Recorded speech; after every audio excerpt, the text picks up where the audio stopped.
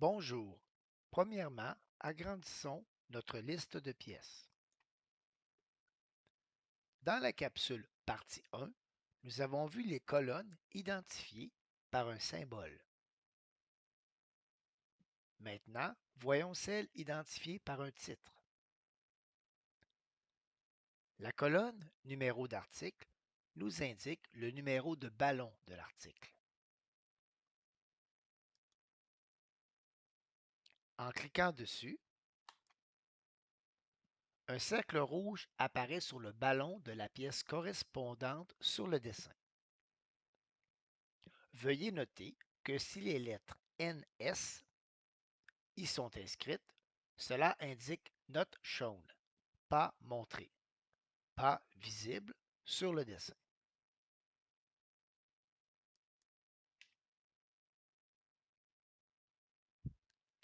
La colonne numéro d'assemblée indique le numéro de la pièce.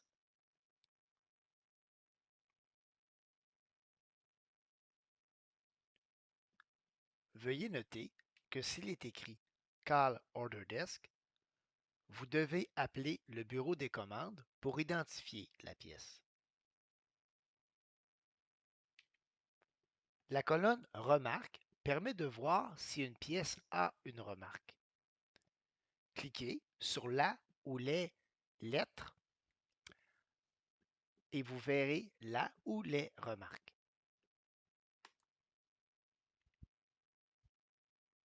Veuillez toujours les lire car elles contiennent des renseignements très importants. La colonne Quantité indique la quantité requise.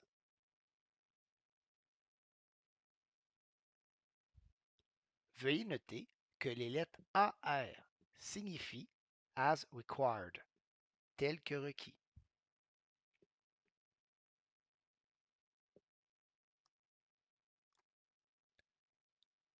La colonne Français comprend la description de la pièce en français, le ou les modèles d'autobus,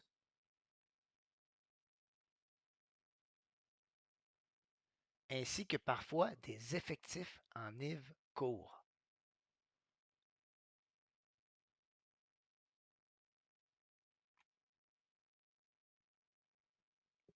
Veuillez noter qu'un ou des points avant la description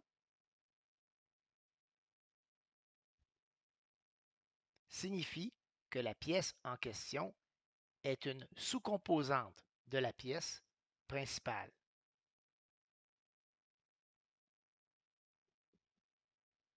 Finalement, certaines descriptions peuvent être en couleur.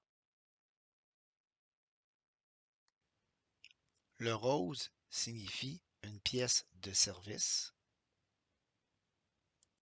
Le rouge signifie un avertissement.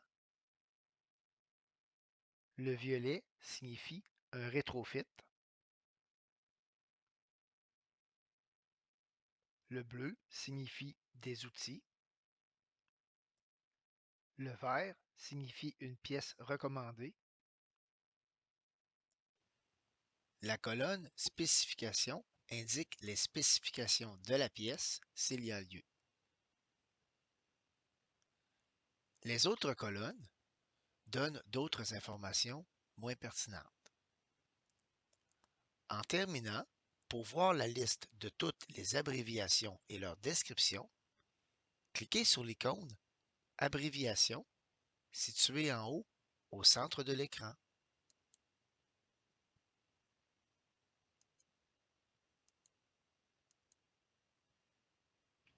Nous vous invitons à consulter nos autres capsules de formation ou notre manuel de l'utilisateur, voire la capsule numéro 2.